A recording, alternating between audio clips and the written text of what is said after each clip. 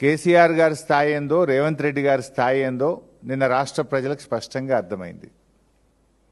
Various social media platforms ఉంటాయి, TV ఛానల్స్లో ఉండేటువంటి ఆన్లైన్ ఛానల్స్ కావచ్చు, అదర్ సోషల్ మీడియా ప్లాట్ఫామ్స్లో నిన్న చూస్తే కేసీఆర్ గారి ప్రసంగాన్ని 36 లక్షల మంది లైవ్లో చూడడం జరిగింది. రేవంత్ రెడ్డి గారి ప్రసంగాన్ని కేవలం 4 లక్షల మంది మాత్రమే లైవ్లో చూసినారు. అంటే not even 10% of the viewership. KCR గారి వ్యూవర్షిప్లో 10% కూడా రేవంత్ రెడ్డి గారికి వ్యూవర్షిప్ లేదు.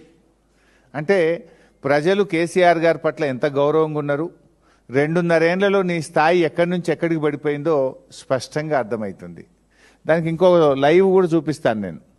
బీఆర్ఎస్ పార్టీ అఫీషియల్ వెబ్సైట్లో మా న్యూస్ ఛానల్లో 2000 మంది కేసీఆర్ గారిది 2K లైవ్ చూస్తూ ఉన్నారు నిన్న. అదేవిధంగా రేవంత్ రెడ్డి గారు చూస్తే ఇది కాంగ్రెస్ పార్టీ అఫీషియల్ వెబ్సైటు, 54 మంది చూస్తున్నారు. ఎక్కడ 54, ఎక్కడ 2000? అది 54, ఇది 2000. అన్నీ కలిపితే ఆల్ ఛానల్స్ యొక్క యూట్యూబ్ కానీ, ఆన్లైన్ ఛానల్స్ కానీ, అదర్ యూట్యూబ్స్ కానీ మొత్తం 36 లక్షల మంది కేసీఆర్ గారి ప్రసంగాన్ని చూస్తే రేవంత్ రెడ్డిది 4 లక్షలు. ఒకటి ఏమైందంటే నువ్వు తెలిసినో తెలియక చేసినో కానీ ఒకే సమయంలో జరగడం వల్ల దాని వ్యూవర్షిప్ ఎంత, దీని వ్యూవర్షిప్ ఎంత, ఎవరి రేటింగ్ ఏందో అర్థమైపోయింది ప్రజలకు.